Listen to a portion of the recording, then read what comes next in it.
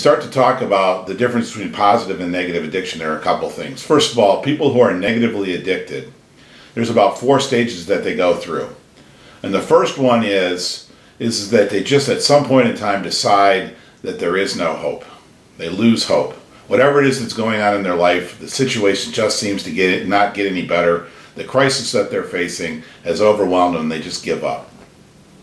The second stage, once they've declared that there is no hope, is that they go into this funk called a depression. They just get low, they get sad, they have trouble getting out of bed, they just start to disengage from life.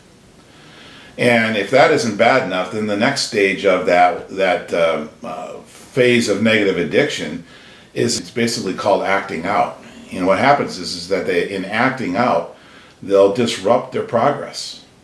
It's just like somebody who has battling addiction. It's they're clean for 3 or 4 or 5 weeks, and all of a sudden, inexplicably, they start using again. And everybody goes, "Why?" Well, one of it is the power of the addiction, but number 2 is the power of the psychology going on in their head.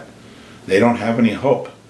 And then the final phase, after you've given up hope and you've gone through depression and you start to act out and destroy the things that actually can save you, then the last piece of the author is called psychoses. And that doesn't mean like you go nuts in the head and they end up putting you in the funny farm, but he talks about psychoses is basically the people who are negatively addicted get so resigned to their reality that there is no hope, that their mind starts to do things to their body to make sure that commitment that there is no hope takes over.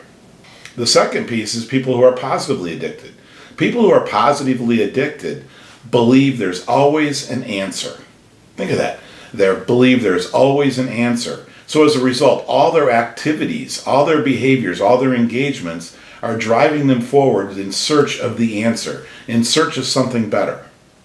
They don't give up, they don't stop, they don't quit, they don't anything. They don't let the chaos of the day stop them. It may slow them, it may cause them some pain, but at some point in time they say, "Oh, yeah, but there's got to be something better out there for me," and they go seek it, and they believe it.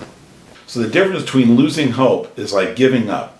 And that's a negative addiction. And the difference between that and a positive addiction, please, is that there's always an answer. Instead saying, "You know what, there's got to be a better answer. I need to get out there and do something for myself. I need to take care of myself. I need to search and find that answer because I know things can and will be better in my life." That's why self-care is so important.